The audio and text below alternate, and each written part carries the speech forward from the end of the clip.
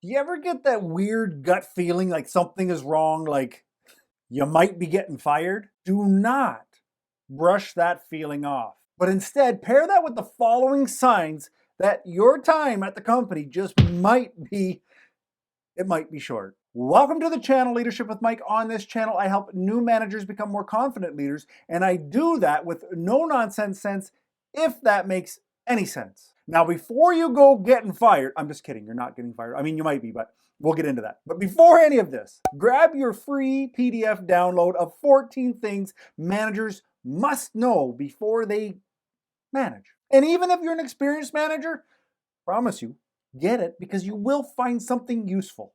We need to talk about getting fired. It is not pleasant. I've had it happen to me. I'm always of the opinion that I would rather be leaving before getting thrown out. That's just me. But let's talk about signs that you need to look for in and of themselves. It does not mean you're getting fired, but when we are alert, when we consider possible outcomes, that helps us prepare. It helps us prevent. So the first sign I want you to pay attention to is if you're being left out of the loop. Are you not getting CC'd or included on emails that would normally be something you're included on? Are there meetings that you would normally be invited to that no longer is the invitation being extended? Again, these aren't things that are like, if you miss a meeting, you're fired. No, it's something to consider. It's something that you need to look back in your history and say, do I usually get invited to these things? Am I usually included on these emails? If so, and you're no longer, that could be a sign. The next is, are you getting less work? Like, is there less stuff on your plate?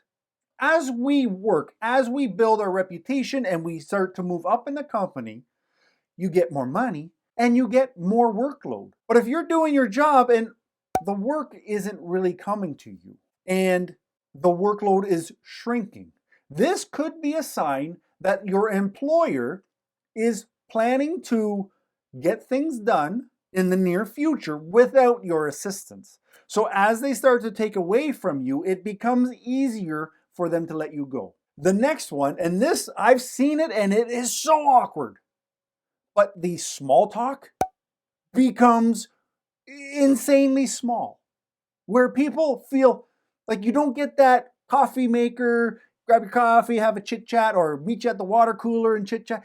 People are really pulling back from talking to you. I've watched as I've seen managers that I work with, and I knew that they were on the chopping block. I watched, and I'm guilty. I distanced myself from this person too. But I watched people pull back, and it was so uncomfortable, and it was so painful. And within a few days, that manager was no longer an employee. So if you see this, and it's not necessarily your best friend because they probably have no idea, but when you see people that you usually are comfortable having small talk, chit chat stuff, but they're distancing themselves from you, that's a sign, my friend. That's a sign. Next, if your boss goes directly to your team, to your direct reports, if your boss is saying to them, I need this done, this is what has to happen, where are we on that report?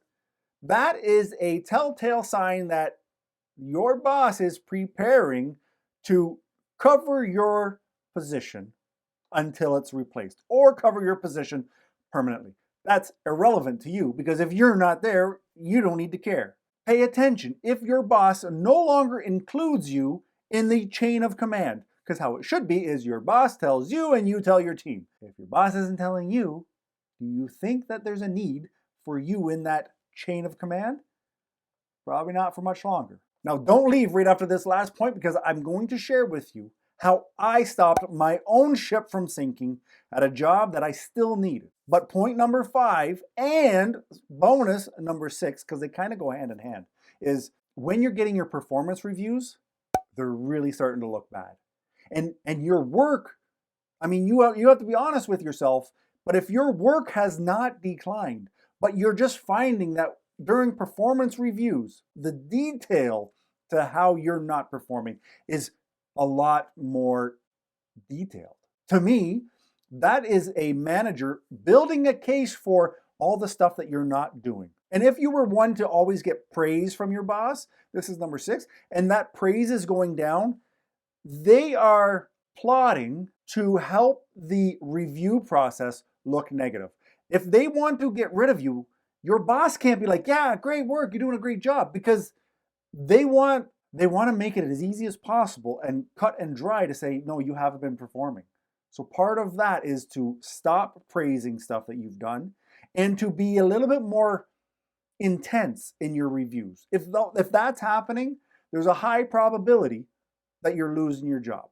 Now, let me tell you how I was able to save my job because I wasn't ready for them to let me go. I was working at a restaurant and it was all my fault. It was my attitude that had changed because I thought I was working on something and I thought this is getting me out of the restaurant business. I don't need this place anymore.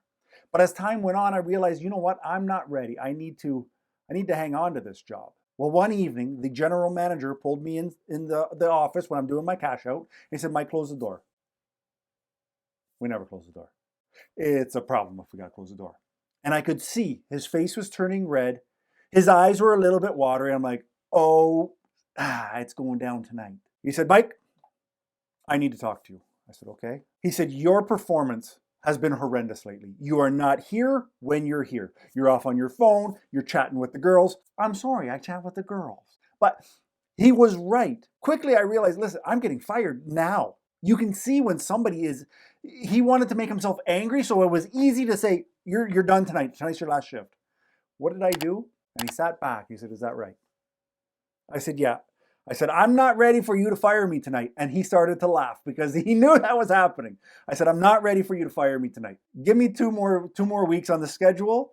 If I don't change and you don't see the positive change, I'll quit. But if you do see the positive change, I'm in. Now, am I saying that you're in a position that you're being lazy and you're not doing your job? No. What I'm saying is if you feel like you're getting fired and you're not ready to go, to me, the best way to rip the Band-Aid off to get to what the problem is to go directly to your manager. This is how I'm feeling. If this, that, and the other thing are happening, am I in a position where I might be losing my job? Am I on the chopping block? Is there something that I'm missing? Because here's the thing. If you're going to get fired, don't cower around the workplace hoping that you're not going to get fired today. Go. If it's inevitable, you have nothing to lose, so you might as well stand as a mature adult and deal with it head on. If you're being let go, then give it to me straight. And if I'm not, stop doing this BS to me and keeping me out of these emails. I'm not saying you say that to your boss, but what I'm saying is come in, be firm, know your value, and respect yourself enough to deal with this issue or the potential issue head on. Don't hide from it. Nothing good ever comes from hiding. I promise you, if you deal with it head on and you get fired, you'll feel like crap, but you will feel a million times better saying, I dealt with it. I didn't have to hide for 2 weeks. Let's move on. Life gets better. I'm going to find a better job, a better boss, a better position, because I'm of firm belief that things happen for a reason. It's time for you to move on. It may not be an ideal time, but it's time for you to move on. And speaking of time, it's time to get your coffee. I'll see you in the next video. Ciao.